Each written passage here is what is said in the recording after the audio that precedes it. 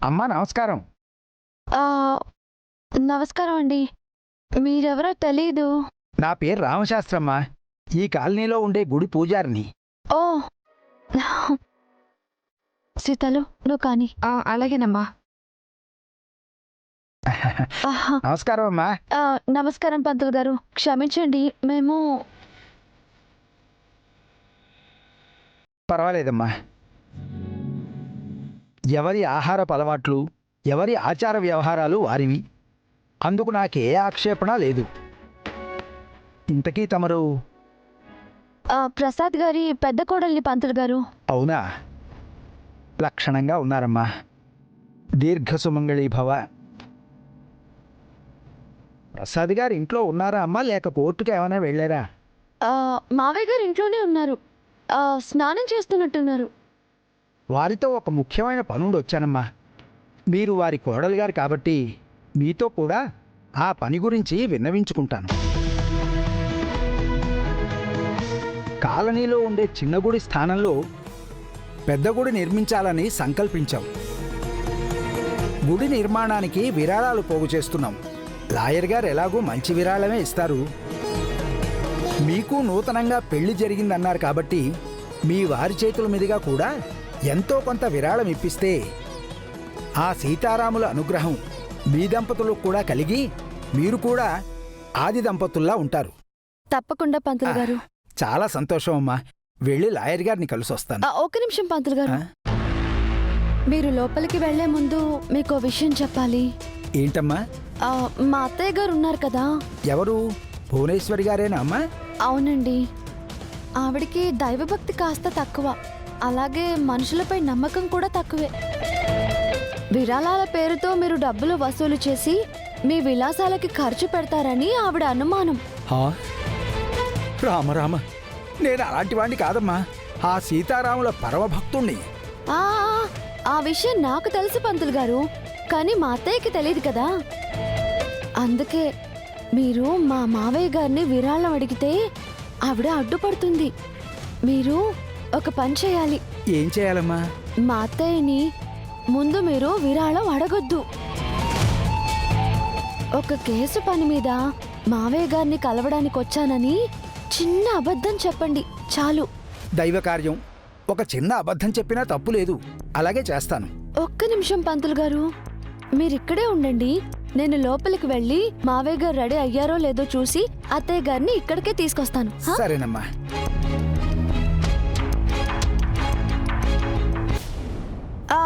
అత్తయ్య, చిన్నత్తయ్య. ఏంటి, వాటిని కడగటం అయ్యిందా? ఆ పనిలోనే ఉన్నావత్తయ్య. ఇంకా ఎంతసేపు కడుగుతారు? మీ అత్త ఎప్పుడు వంట చేయాలి? ఆయనకి త్వరగా భోజనం పెట్టాలి. వంట కంటే ముందు ఒక బేరం వచ్చింది అత్తయ్య. బేరమేంటి? ఒక ఆయన ఒక కేసు పని మీద వచ్చాడు. ఏదో ల్యాండ్ లిటిగేషన్ అంట. వేరే లాయర్ని అడిగితే 5 లక్షల ఫీజు అడిగారట. అదే మన మావయ్య గారైతే గంటలు తేల్చేస్తారు కదా. 4 లక్షల ఫీజు అడగచ్చు. అందుకు ఆ క్లయింట్ కూడా ఒప్పుకున్నారు.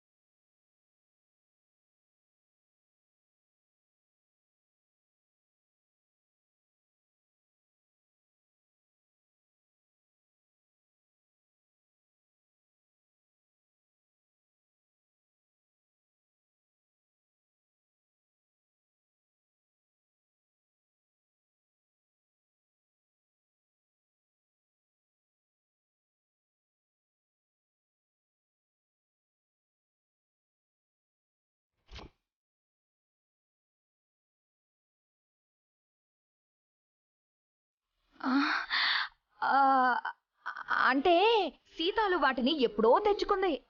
పాడైపోతాయని బాధపడుతూ ఉంటే నేనేమని ఫ్రిడ్జ్లో పెట్టుకోమన్నాను. ఆ?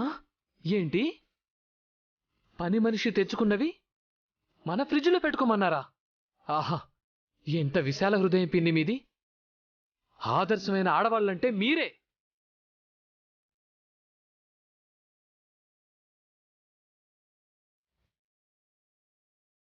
సీతాలు, ఈరోజు నీ పంట పండింది. నువ్వు వెంకి పండగ చేసుకోండి. 3 రకాల నాన్ వెజ్లు. ఆహా, అదృష్టం అంటే మీదే.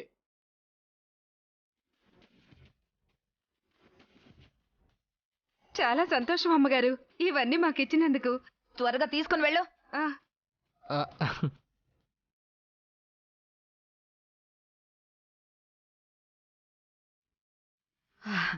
పంతులు గారు, తను వెళ్ళిపోయింది. మీరు రండి. అలాగే లాయర్ గారు ఉన్నారు కదమ్మా.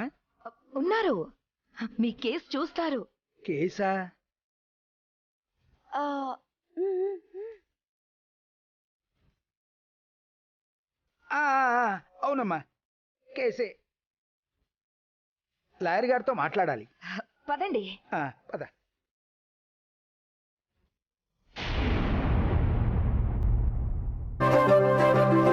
ఏమండి ఏమండి ఏమండి, ఆ, ఇలా రండి. ఏంటండి? అసలు పంతులు గారు రావడం ఏంటి? ఈ కేసు ఏంటి? నాకు అసలు మ్యాటర్ ఏంటో ఏమీ అర్థం కావటం లేదు. ఏమీ అర్థం కాకుండానే అర్ధాంతరంగా వచ్చి ఇన్వాల్వ్ అయ్యారా? ఆ, అమ్మ పూజ, పిన్ని నాన్ వెజ్ గొడవ చెప్పారు. కానీ ఈ పంతులు గారు ఎందుకు వచ్చారని నాకు చెప్పలేదు. గుడి నిర్మాణానికి మావయ్య గారిని విరాళం అడగడానికి వచ్చారండి. ఓహో, అత్తయ్య గారి పూజ సక్రమంగా జరగాలని ఆ నాన్ వెజ్ సీతాలకిచ్చేలా చేసి నేనే పంతులు గారితో కేసు డ్రామా ఆడించాను. ఆహా, సూపర్ సూపర్.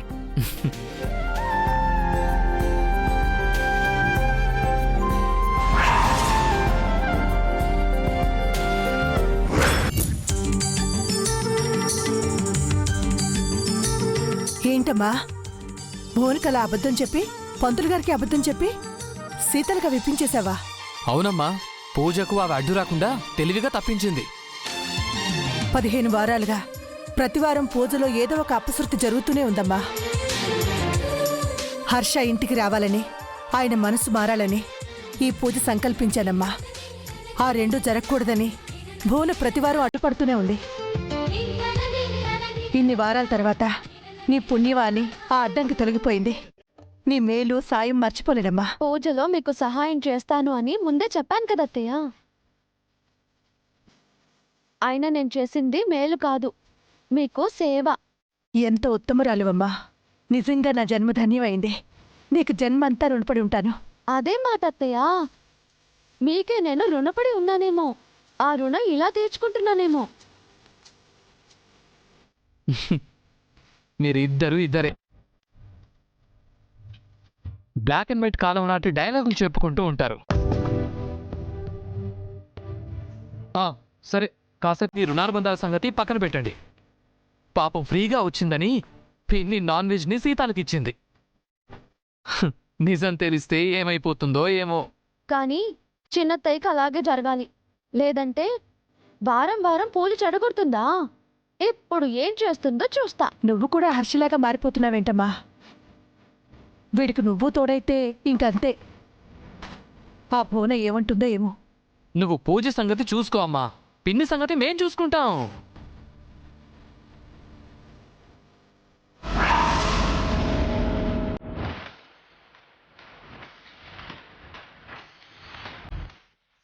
అమ్మా, లాయర్ గారు వస్తున్నారు పంతులు గారు, రెడీ అవుతున్నారు. అంటే ఇంకో 2-3 చోట్లకి వెళ్ళాలమ్మా, ఆలస్యం అవుతుంది. ప్రసాద్ రావడం లేట్ అయితే ఇంకో లాయర్ దగ్గరకు వెళ్తాడన్నమాట. మీరు ఇక్కడికి వచ్చాక ఇంకో చోటుకి వెళ్లాల్సిన అవసరం ఉండదు పంతులు గారు. కొంపదీసి గుడికయ్యే ఖర్చంతా లాయర్ గారే ఇస్తారా ఏమిటి?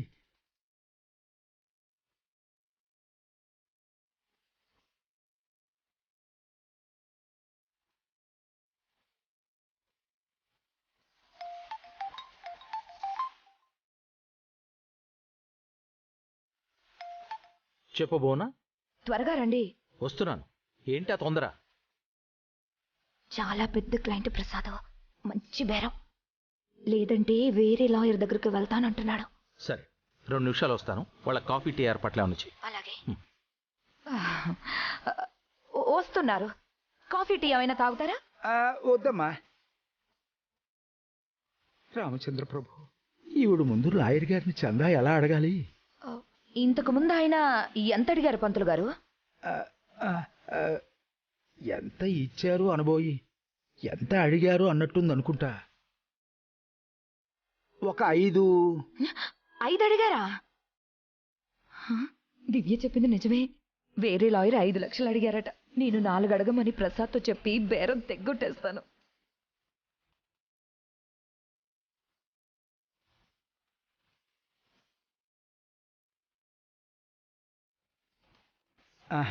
నమస్కారం అయ్యా. నమస్కారం పంతులు గారు, కూర్చోండి.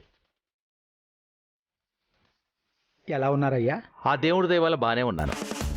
ఆ దేవుడు పని మీదే వచ్చానయ్యా. మీరేం కంగారు పడకండి పంతులు గారు, మీరు వచ్చిన పని అయిపోతుంది. పంతులు గారు, ఏ పని మీద వచ్చారు? మన కాలనీలో రాముల వారి గుడి ఉంది కదయ్యా. అవును, ఆ గుడన్న ప్లేస్ ఏదో లిటిగేషన్లో ఉందని విన్నాను. ఆ ల్యాండ్ లిటిగేషనే నువ్వు వాదించాలి ప్రసాద్. వేరే వాళ్ళు 5 అడిగారట. మీరెంత ఇస్తారో చెప్పండి పంతులు గారు. నేను ఇవ్వడం ఏమిటమ్మా, మీరే దయదలచాలి. దయా కరుణ ఏం లేదు. ప్రసాద్ దాకా వచ్చిందంటే మీ పని అయిపోయినట్టే. మీరెంత ఇస్తారో, ఎంత ఇవ్వగలరో చెప్పండి. మీరేమంటున్నారు నాకు అర్థం కావట్లేదమ్మా. ఇందులో అర్థం కాకపోవడానికి ఏముంది పంతులు గారు? మీరు ఒక పని మీద వచ్చారు. ఆ పని అవ్వాలంటే మీరేమిస్తారో చెప్పండి. కుదిరితే చేసి పెడతాం, లేదంటే ఇంకో చోటుకెళ్ళండి. భోనా, క్లయింట్ని కంగారు పెట్టకు. దేవుడు కార్యం అంటున్నారు కాబట్టి మీరెంత ఇచ్చినా తీసుకుంటాను. ఈ కేసు నేను వాదించి పెడతాను. అయ్యా, నేను వచ్చింది కేసు పని మీద కాదు. పాత గుడి స్థానంలో కొత్త గుడి కట్టాలనుకుంటున్నాం. మీరు దయదలిచి చందా ఇస్తారని వచ్చాను.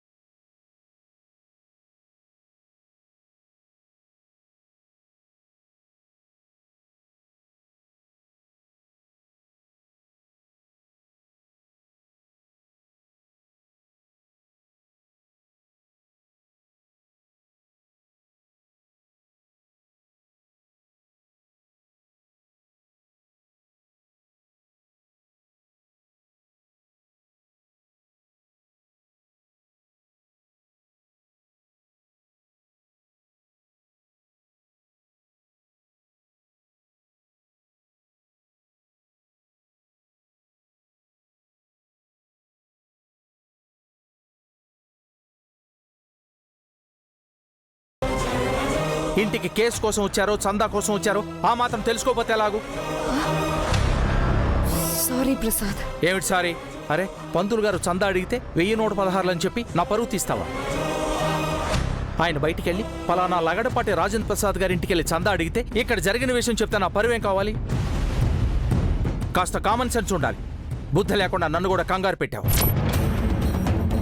అరే, ఇంటికొచ్చిన వాళ్ళు క్లయింటా ఎవరో ఏంటో తెలుసుకోపోతే ఎలాగూ? చిన్న పొరపాటు జరిగింది ప్రసాద్. నన్ను మిస్గైడ్ చేశారు. ఎవరు చేశారు? అది నేనే మిస్కమ్యూనికేట్ అయ్యాను. ఊరికే ఒళ్ళు పెంచడం కాదు, కాస్త బుర్ర వాడాలి. ఇలాంటి తెలివి తక్కువ పనులు చేసి నా పరువు తీయద్దు.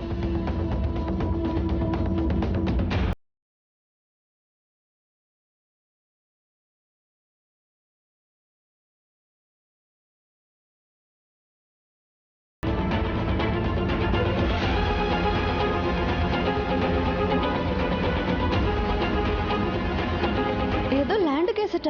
వేరే లాయర్ని అడిగితే 5 లక్షల ఫీజు అడిగారట. అదే మావయ్య గారైతే గంటలు తేల్చేస్తారు కదా, 4 లక్షల ఫీజు అడగచ్చు. ఏయ్ దివ్య, మీ అత్తగారి పూజ కోసం నన్ను చీట్ చేస్తావు కదూ? నా చేతులతోనే నాన్ వెజ్ పని మనిషి పాలయ్యేలా చేసావు కదూ? నన్నే ఫూల్ని చేస్తావు కదూ? చెప్తానే నీ సంగతి, చెప్తా. నీ అత్త పూజ ఎలా చేస్తుందో చూస్తా.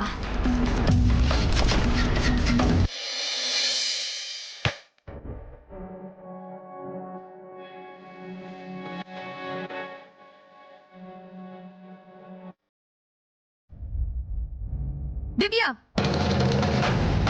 ఏంటత్తయ్య? నన్నే మోసం చేస్తావా? నాతోనే అబద్ధం చెప్తావా? మోసం ఏంటి అబద్ధం ఏంటి పిన్ని? నువ్వు మధ్యలో మాట్లాడకు హర్షబాబు. నీ భార్య వల్ల మీ నాన్న నన్ను తిట్టాడు. ఏంటి, ఆయన మిమ్మల్ని తిట్టారా? ఇదేదో 8వ వింతలా ఉందే. ఛ! అనవసరంగా ప్రసాద్ నన్ను తిట్టిన విషయం వీళ్ళ ముందు చెప్పాను. నాతో అంత పెద్ద తప్పు చేయిస్తే ఆయన నన్ను అరవకుండా ఎలా ఉంటాడు? ఆయన పరువు నా పరువు తీసేశారు. అసలేమైంది బోనా? అంతా నీ వల్లే, నీ పూజ వల్లే అక్క. నీ కోడలు నాతో నాన్ వెజ్ వండించకూడదని తెలివిగా ప్లాన్ చేసి నన్ను తప్పుదారి పట్టించింది. ఆ పంతులు చందా కోసం వస్తే నాతో కేసు కోసం వచ్చాడని అబద్ధం చెప్పి నాన్ వెజ్ సీతాలకిచ్చేలా చేసింది. అయ్యో అత్తయ్య, పంతులు గారు వచ్చింది చందా కోసమా, కేస్ కోసం కాదా?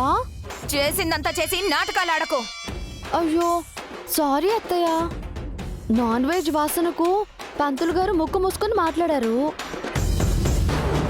ఆయన చెప్పింది నాకు సరిగ్గా అర్థమే కాలేదు.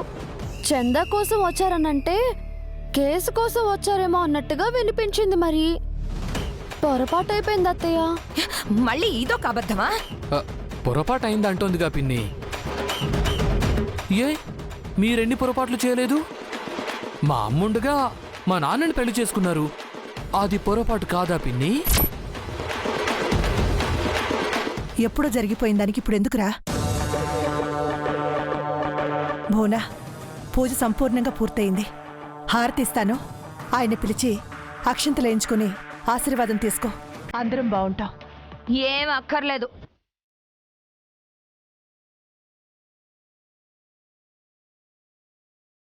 ఏమత్తయ్య, మావయ్య గారు 10 కాలాల పాటు ఆయుర ఆరోగ్యాలతో ఉండటం మీకు ఇష్టం లేదా? ఏం మాట్లాడుతున్నావు? అయ్యయ్యో, ఈ పూజ చేసింది మావయ్య గారు ఆరోగ్యంగా ఉండాలని, రాయల్ గా తిరగాలని, కీర్తి ప్రతిష్టలు రావాలని. అది మీకు ఇష్టం లేకపోతే చెప్పండి. నాకెందుకు ఇష్టం లేదు?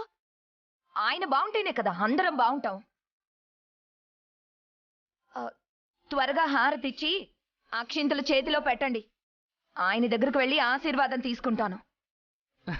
మీరు ఆయన దగ్గరికి వెళ్ళడం కాదు, ఆయన్నే ఇక్కడికి రమ్మని చెప్పండి. ఎవరైనా దేవత దగ్గరికే రావాలి.